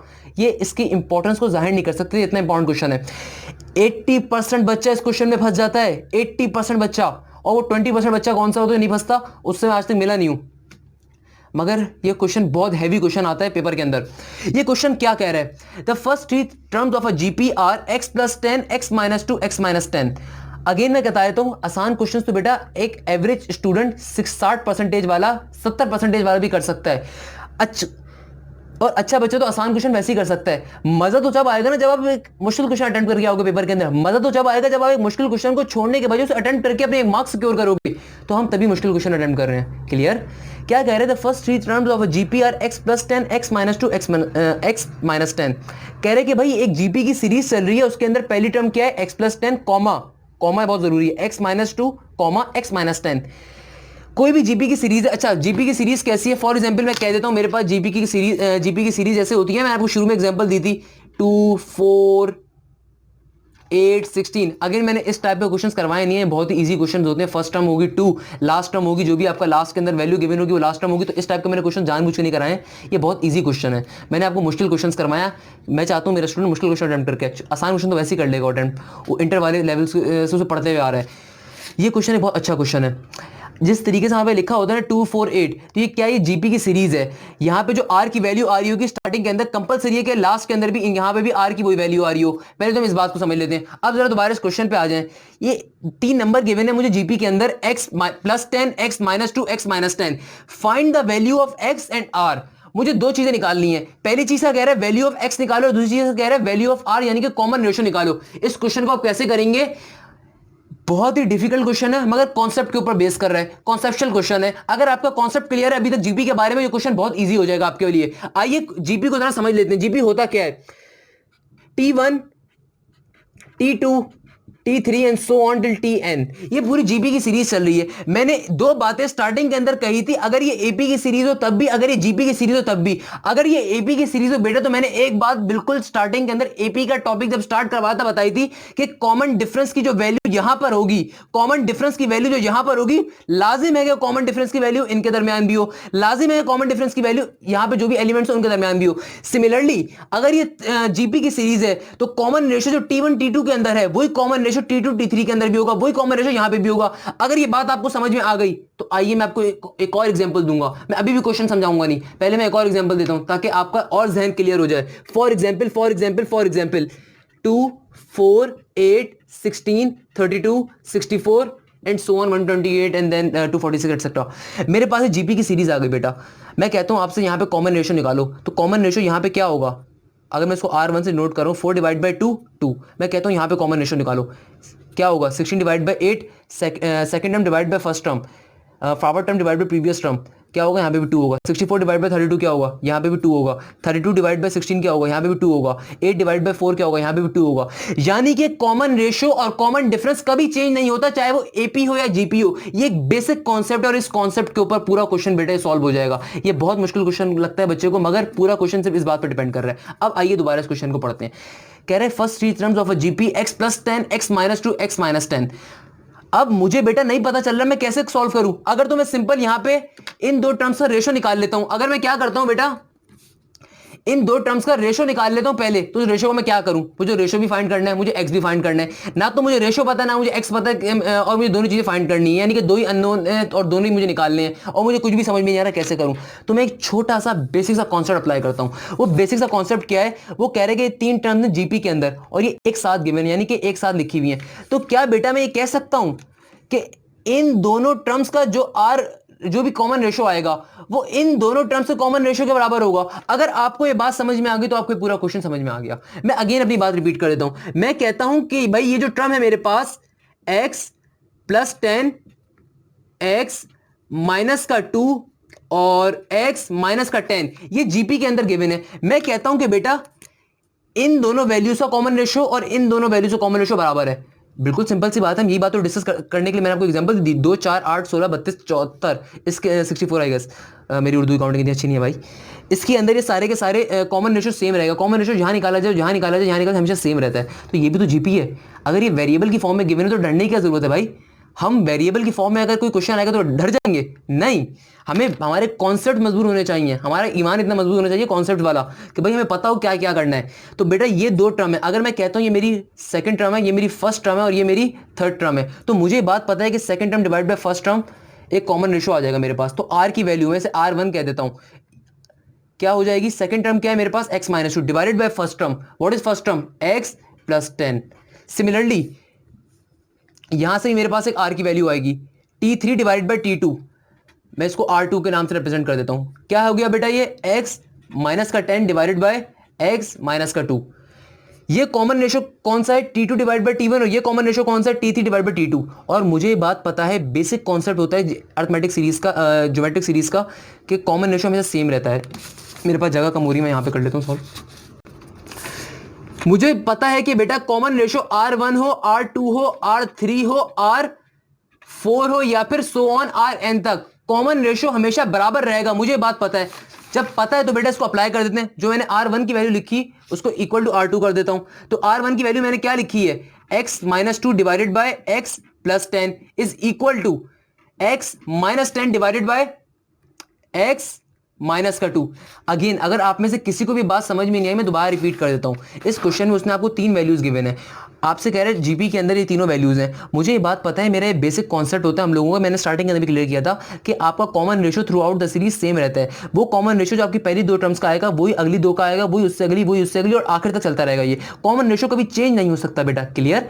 तो मैंने यही काम किया। मुझे तीन नंबर गिवन है, मैंने T2, मैंने इसको T1 कहा, इसको T2 कहा, इसको T3, यानी कि टर्म 1, टर्म 2, टर्म 3। मैंने कहा कि भाई रेशो होता क्या, common ratio second term divide by first term, तो मेरे पास एक पर्टिकुलर वैल्यू आ गई। देन मैंने कहा second term divide by first term again, यानी कि थर्ड टर्म है और ये सेकंड टर्म है, तो ये मेरी सेकंड टर्म बन गई, ये मेरी फर्स्ट टर्म बन गई। Forward term divide by previous term, x minus divide by x2, ये मेरी दूसरी r की वैल्यू आ गई। और मुझे बात पता है कि दोनों r की वैल्यूज कैसी होगी, बराबर होगी। इस r का जो आंसर आएगा इस r के बराबर ही होगा। Through out the series common ratio बराबर रहता है। तभी ये बात मैं इतनी डिटेल में एक्सप्लेन कर रहा हूं, क्योंकि ये क्वेश्चन बहुत ज्यादा इंपॉर्टेंट है। इसको सॉल्व करने कैसे सॉल्व कर लेंगे, क्रॉस प्रोडक्ट, सिंपल बेटा क्रॉस प्रोडक्ट हो जाएगा। ये वाली टर्म यहां पे आके मल्टीप्लाई हो जाएगी, ये वाली टर्म यहां पे आके मल्टीप्लाई हो जाएगी। क्या हो जाएगा, कैसे मल्टीप्लिकेशन होगी, आइए देख लेते हैं। यहां पे क्या हो जाएगा, x माइनस 2 का स्क्वायर, और यहां पे क्या हो जाएगा x प्लस 10 और x minus 10। x plus 10 x minus 10 किसके बराबर होता है बेटा, मुझे आपके आवाज नहीं आ रही बट मेरी कानों में आवाज आनी चाहिए। x plus 10 x minus 10, a plus b a minus b का फॉर्मूला क्या फॉर्मूला होता है, a square minus b square. तो यहां पे क्या हो जाएगा, x माइनस 2 का स्क्वायर, यहां पे कौन सा फॉर्मूला खुलेगा, यहां पे खुलेगा होल स्क्वायर वाला। क्या फॉर्मूला होता है, x square minus 2 2 4x plus का 4 equal to again a plus b a minus b, a square minus b square formula, यानी कि x स्क्वायर माइनस 10 का square, x square minus 4x plus 4 इधर ही रहने देता हूं, पर इसको भी खोल लेता हूं। ये क्या खुलेगा, एक्स स्क्वायर माइनस का 100, माइनस का 100, एक्स स्क्वायर से बेटा एक्स स्क्वायर कैंसिल आउट, ये कांस्टेंट वैल्यूज को एक साइड पे कर देता हूँ, तो माइनस का 4x इधर ही रहने दिया मैंने, और ये माइनस का 100 यहाँ पे, और जो 4 वहाँ पे जाएगा तो क्या हो जाएगा, माइनस का 104, क्या हो जाएगा, माइनस का 104, माइनस से माइनस कैंसिल आउट। x की वैल्यू क्या आ रही होगी मेरे पास, 104 डिवाइडेड बाय 4, क्या होगी वैल्यू x की, आई गेस 26 होगी।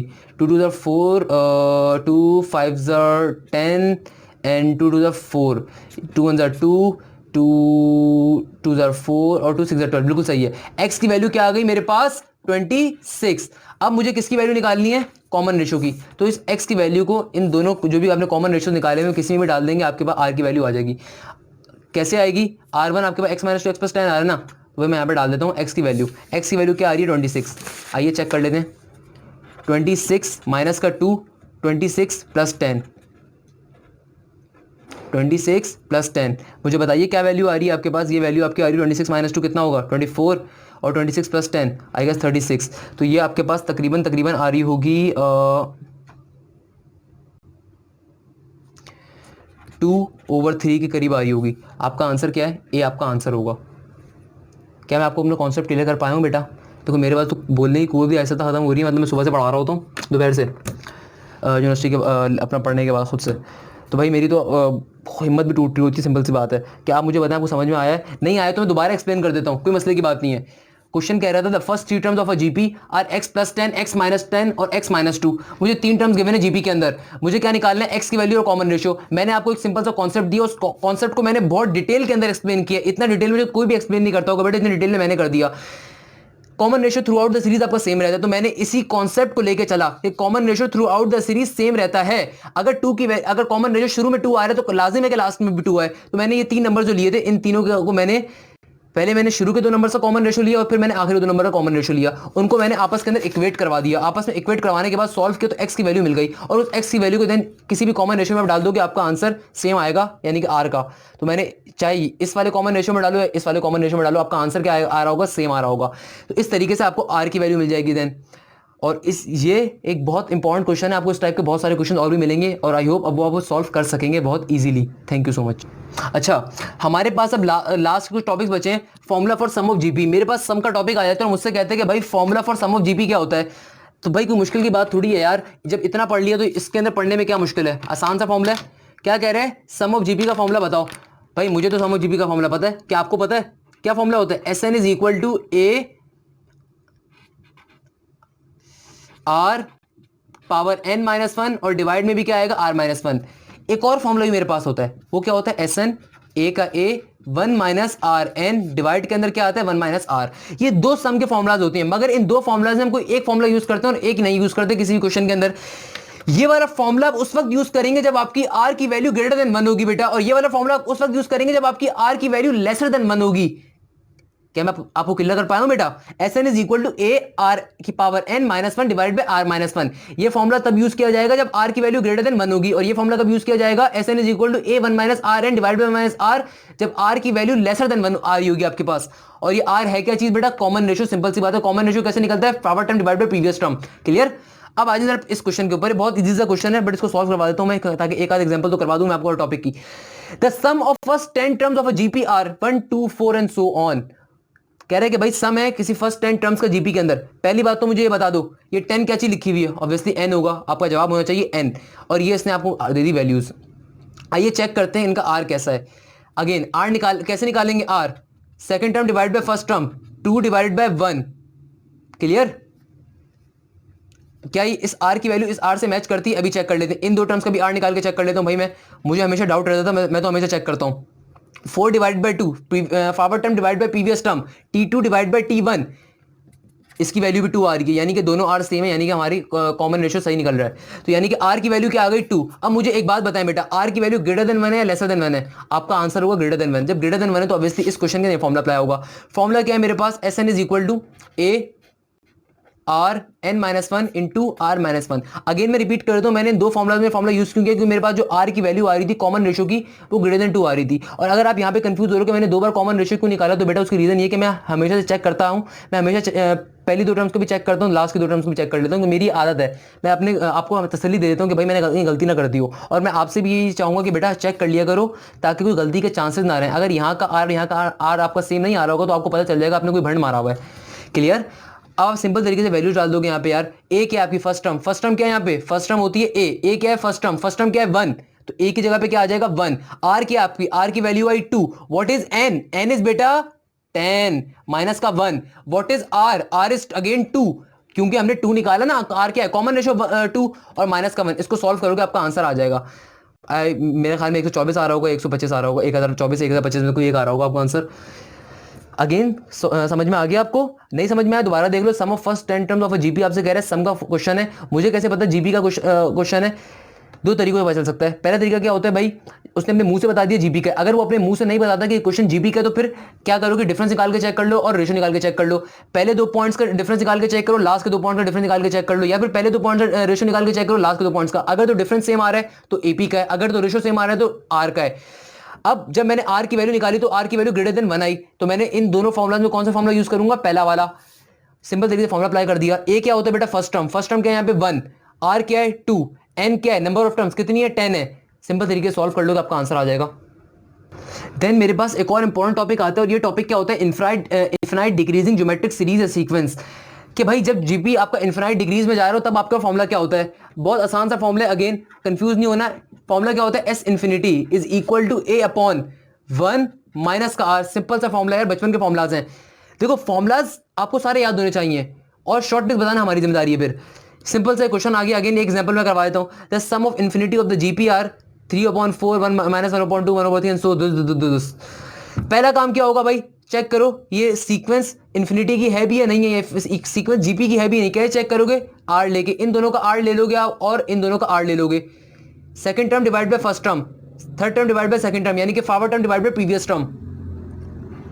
तो आर की वैल्यू आपके पास कुछ भी आ जाएगी। मैं इस क्वेश्चन को सॉल्व करते तौर पे अब नहीं करवा रहा, सही है? आर की वैल्यू आपके पास आ जाएगी। आपने क्या करना है? आर की वैल्यू आ गई आपके पास, देन आपने एस इन्फिनिटी का फॉर्मुला अप्लाई कर देना। फॉर्मुला क्या है? ए अपॉन 1 माइनस आर। ए क्या है? फर्स्ट टर्म आपको क्या गिवन है यहाँ पे?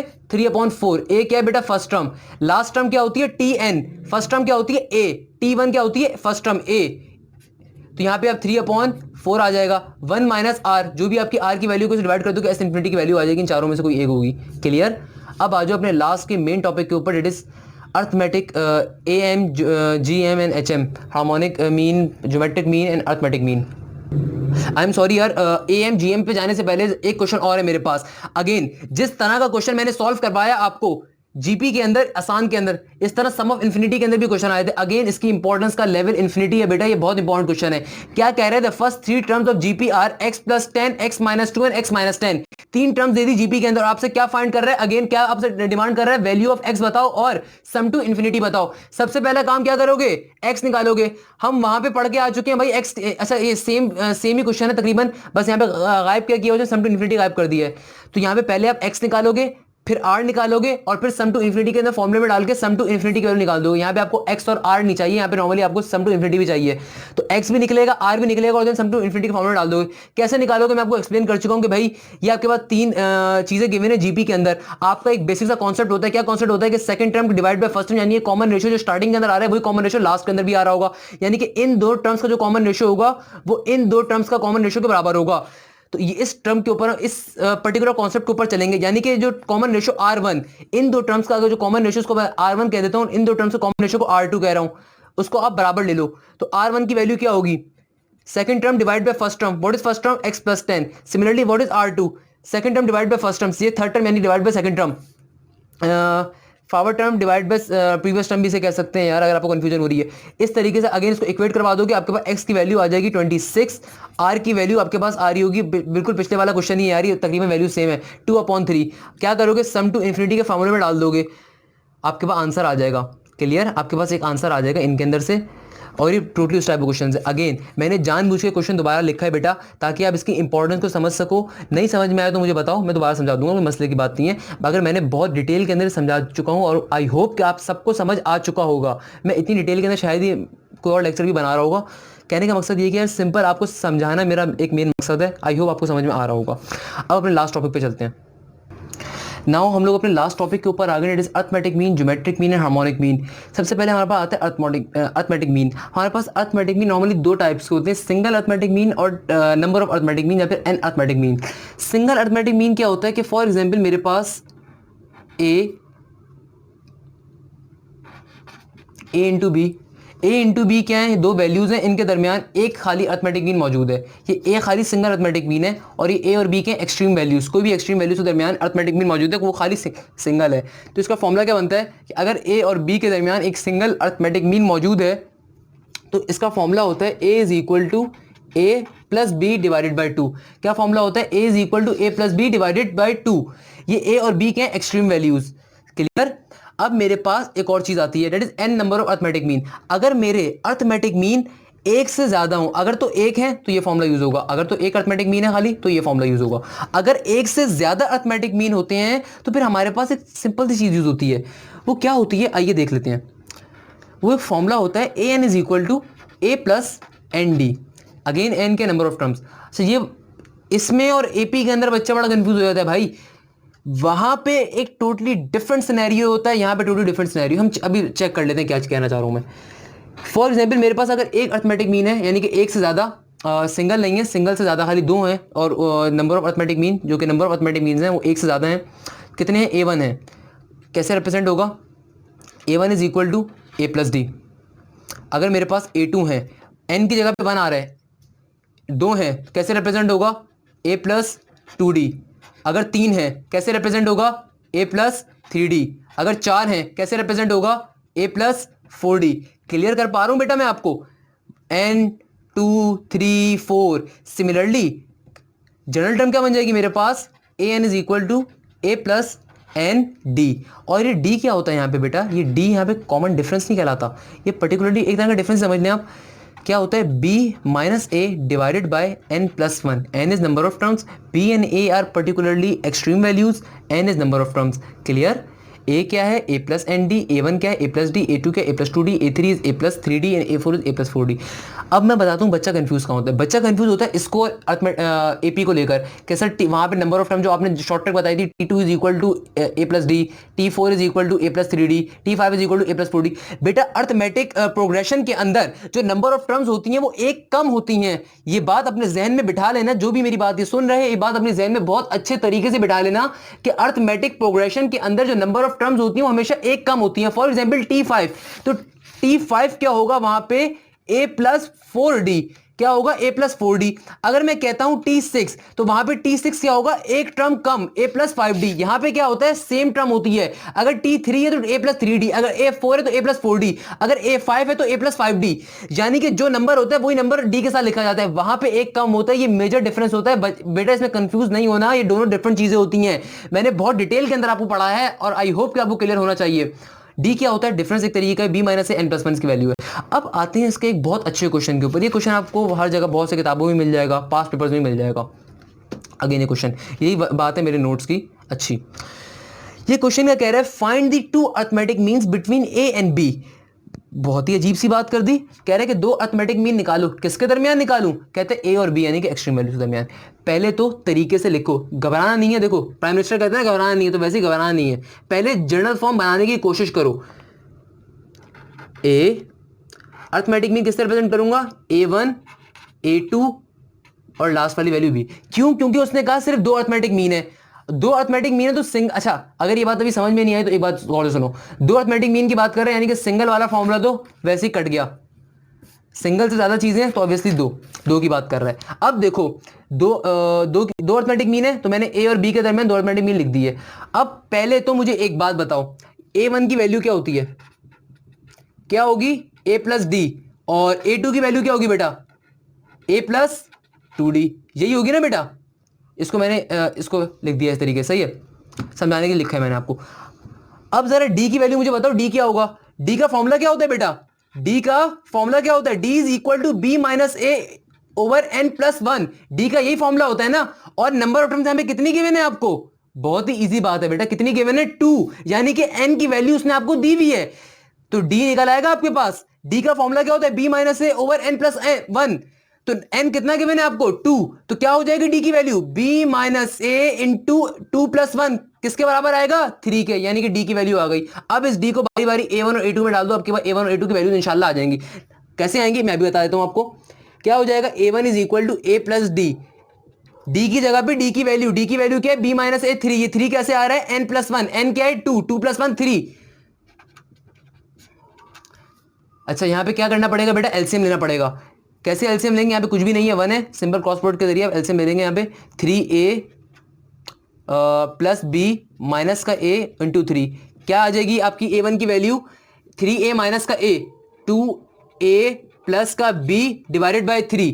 सिमिलरली a2 की वैल्यू आपके पास क्या आ रही होगी बेटा, ये आ रही होगी a प्लस 2d, d की जगह पे d की value b minus a over 3 क्या हो जाएगा, पहले ये इससे मल्टीप्लाई होगा और देन एलसीएम ले लेंगे आप, क्या हो जाएगा 3a प्लस 2b माइनस का 2a, ये 2 दोनों नंबरों से मल्टीप्लाई हो रहा है, b से भी होगा a से भी होगा, तो क्या हो जाएगा 3a प्लस 2b माइनस का 2a डिवाइडेड बाय 3।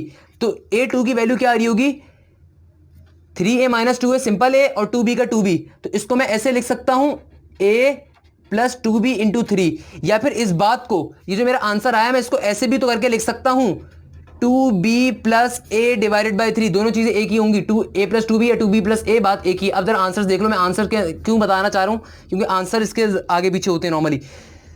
किस तरीके से अभी देखते हैं, पहला आंसर ये आ रहा, दूसरा ये आ रहा, तीसरा ये आ रहा, चौथा ये आ रहा। अब a और d तो आपने वैसे ही कट कर दिए क्योंकि ये आपके आंसर नहीं आ रहे, आपकी वैल्यूज क्या आ रही है a1 और a2 की वैल्यू, आपकी a1 की वैल्यू आ रही है बेटा 2a plus B divided by 3 और a2 की वैल्यू आपकी आ रही है 2b plus a divided by 3।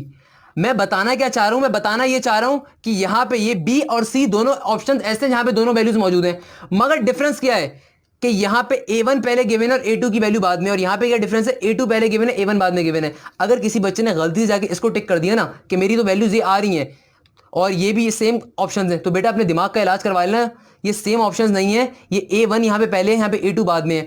आपका भी a1 पहले आया तो a1 की वैल्यू पहले गिवन है और a2 की बाद में है, यहां पे आपको ये a1 की वैल्यू और ये a2 की पर्टिकुलरली वैल्यू गिवन है, यानी कि इसकी a1 की वैल्यू इस ऑप्शन के अंदर 2b प्लस a ओवर 3 आ रही है जो कि आपकी a2 की आ रही है, और इसकी a1 की वैल्यू ये आ रही है जो कि आपके a2 की वैल्यू ये आ रही है जो कि आपके a1 की थी। तो करेक्ट ऑप्शन कौन सा वाला होगा, b होगा। बच्चा बहुत ज्यादा कंफ्यूज हो जाता है, सी पे भी आगे टिक लगा देता है, आपने सी पे टिक नहीं लगाना क्योंकि सी के अंदर ऑप्शन कैसे हैं आगे पीछे हैं। फॉर एग्जांपल अगर मैं अपनी बात को मजीद सिंप्लीफाई कर दूं, आपके पास x, y की वैल्यू आती है 2, 3, क्या ऐसा हो सकता है कि ऑप्शन में जाके आप 3, 2 लगा दो, नहीं, अगर आप 3, 2 लगा दोगे आपका ऑप्शन ही गलत हो जाएगा। क्यों, क्योंकि आपने x और y की डायरेक्ट पोजीशन चेंज कर दी ना बेटा, तो वहां पे आपने जब पोजीशन चेंज करी आपको समझ में आ रहा है कि x और y की पोजीशन के अंदर ही आ सकता है, यानी कि 2, 3 अगर x और y की वैल्यू है तो वो वही 2, 3 उसका आंसर होगा, 3, 2 उसका आंसर नहीं हो सकता। सिमिलरली a1 a2 का आंसर ये है, ये वाला आंसर नहीं है, ये आंसर उल्टा गिवन है, ये जानबूझकर कंफ्यूज करने के लिए गिवन है आपको। क्लियर। आइए जरा लास्ट टॉपिक के ऊपर, अब मेरे पास आ जाता है बेटा हार्मोनिक्स मीन। हार्मोनिक मीन क्या होता है भाई, इसका अगर सिंगल हार्मोनिक मीन होगा तो इसका एक अपना फॉर्मूला होता है a into h into b, और ये फॉर्मूला क्या होता है अगर मैं आपसे पूछूं, आप बोलोगे sir h is equal to 2ab a plus b. Simple तरीके से a और b इसकी एक्सट्रीम वैल्यूज हैं। Then comes geometric mean. Geometric mean obviously कुछ भी नहीं है बेटा इसके अंदर मुश्किल, सिंपल सा इसका फॉर्मूला है, क्या होता है भाई, g की वैल्यू क्या होगी प्लस माइनस रूट के अंदर ए बी। अगर तो सिंगल ज्योमेट्रिक मीन है तो उसकी वैल्यू क्या होगी प्लस माइनस रूट के अंदर ए बी। और अगर नंबर ऑफ ज्योमेट्रिक मीन मेरे पास आ रहे होंगे तो अगेन बहुत ही आसान सी बात है, g1 is equal to A R, g2 is equal to A R square. Again वही जो अर्थमेटिक मीन का कॉन्सेप्ट है ना बेटा, जितनी नंबर ऑफ वैल्यूज हैं वो नंबर ऑफ वैल्यूज ऊपर आ रही होंगी। g3 is equal to A R 3। मैं आपसे पूछता हूँ g4 की वैल्यू बताओ, आप बोलोगे सर ए आर 4। तो सिमिलरली कहना क्या चाह रहा हूँ इसकी जनरल टर्म क्या होती है, gn is equal to A R power n। क्या होती है, ए आर की पावर n। अब मुझसे बच्चा पूछता है सर मुझे ज़रा ये बात तो बताएं कि r क्या है यहाँ पे, तो भैया r का फॉर्मूला होता है पूरा, क्या फॉर्मूला होता है पूरा, b डिवाइडेड बाय a और उसकी पावर क्या होती है 1n+1। ये पर्टिकुलरली आर का फॉर्मूला होता है। अगर आप इसको देखें G1 क्या है AR, G2 क्या है AR², G3 क्या हो गया AR³। तो मैं कह सकता हूँ जनरल टर्म क्या बन जाएगी मेरी, Gn is equal to AR की पावर n। और यहाँ पे R क्या है, जो उसका रेशियो की वैल्यू निकालने का तरीका होता है second term divide by first extreme values obviously, B divide by A और power 1 divide by n+1। What is this n is basically number of terms. Clear. यहाँ पे हमारा chapter number 6 sequence series complete होता है। ये थोड़ी लंबी video होगी ऑब्वियसली, मैंने डिटेल में समझाने की कोशिश करी, मैंने अपनी तरफ से पूरी कोशिश करी कि आपको हर चीज़ समझ में आए। आपको स्टिल कोई भी इशू है, कोई मसला है, आप डायरेक्टली मुझसे कांटेक्ट कर सकते हैं, डायरेक्टली आप मुझसे कर सकते हैं अप्रोच। मुझे कोई इशू नहीं होगा आपके अप्रोच करने के ऊपर। मुझे खुशी मिलेगी अगर मेरा कोई स्टूडेंट एनईडी के अंदर जाए, मेरा कोई स्टूडेंट केयू के अंदर जाए। यकीन मानो मुझे बहुत ज़्यादा खुशी मिलती है जब मुझसे मेरा कोई स्टूडेंट एनईडी के अंदर, जो मेरे कई स्टूडेंट्स अल्हम्दुलिल्लाह मौजूद हैं एनईडी के अंदर, केयू के अंदर, इकरा के अंदर, जब वो आके मुझसे कहते हैं ना सर मैंने आपसे पढ़ा था, आपने मुझे पढ़ाया था या इस जगह के ऊपर, तो लिटरली बहुत खुशी मिलती है। एज अ टीचर उस खुशी का लेवल डिफरेंट होता है। तो मुझे तो बहुत खुशी मिलेगी भाई अगर कोई बच्चा मुझसे समझने की कोई चीज़ पूछ रहा है, कोई कुछ करना चाह रहा है, मेरी वजह से किसी जगह पर पहुँचता है, तो उस खुशी का लेवल ज़िंदगी भर रहता है। और सैप में पढ़ाने का मकसद भी यही होता है कि यहाँ पे सिर्फ कॉन्फिडेंस इंक्रीज़ अल्हम्दुलिल्लाह बहुत होता है पढ़ा के। अच्छा, दो बातें हो गई भाई आपसे। अगेन मैं ये आपसे यही कहना चाहूँगा भाई, ऑनलाइन क्लासेस करने का मकसद खाली यही है कि यार आप लोगों का लॉस ना हो, वो लॉस जो कि आजकल हम लोग देख रहे हैं। एक अजीब पेंडेमिक के अंदर है, हर वक्त डिप्रेशन है, हर वक्त अजीब सूरत हाल है। इनफैक्ट मेरी जानने वाली 3-4 दोस्त हैं जिनको कोरोना हो गया। एक मेटलर्जी की मेरी बहुत अच्छी गहरी दोस्त थी, उसको कोरोना भी रिसेंटली मुझे पता चला हो गया, उसकी पूरी फैमिली को हो गया। मेरी क्लास के सीआर को इन्फेक्ट हो गया, उसकी पूरी फैमिली मुतासर है। तो इस टाइप की न्यूज़ हर वक्त आ रही है, ये चीज़ बंद है, ये चीज़ बंद है, आप बाहर नहीं निकल सकते, आप घर में बैठे हुए हो। तो डिप्रेशन हर वक्त है, हर जगह पे है। इस डिप्रेशन के अंदर अगर आप लोग बैठ के पढ़ रहे हो तो ऑब्वियसली आपको सल्यूट करना पड़ता है। और ये सल्यूट सिर्फ आपको नहीं, ये सल्यूट मुझे भी बनता है, क्योंकि मैं खुद भी पढ़ रहा हूँ as a student university level के ऊपर। हम भी पढ़ रहे हैं, हमारी भी क्लासेस हो रही हैं, हम भी मजबूर हैं पढ़ने के ऊपर भी और पढ़ाने के ऊपर भी। मुझे भी यार ऑनलाइन पढ़ाने का कोई शौक नहीं है, यहाँ पे बैठ के स्टैंप लगाओ, बैठ के लिखो। और इनफैक्ट मैंने तो अपनी वीडियोस को बहुत शॉर्ट की है। कैसे शॉर्ट किया, मैं क्वेश्चंस लिखते हुए, आपने देखा होगा कि बेटा क्वेश्चंस लिखते हुए मैं नॉर्मली अपनी वीडियोस को हटा देता हूँ। मैं कोशिश करता हूँ कि क्वेश्चंस लिखने का टाइम भी ज़ाया ना हो आप लोगों का। ये जो 1 घंटा 14 मिनट, 1 घंटा 15 मिनट की वीडियो होती है, इसमें क्वेश्चन वगैरह सारे गायब कर देता हूँ मैं। क्यों? मेरी हद तो इम्कान कोशिश ये होती है आपका टाइम ज़ाया ना हो। तो मेरी तरफ से पूरी कोशिश यही कि आप कामयाब हो।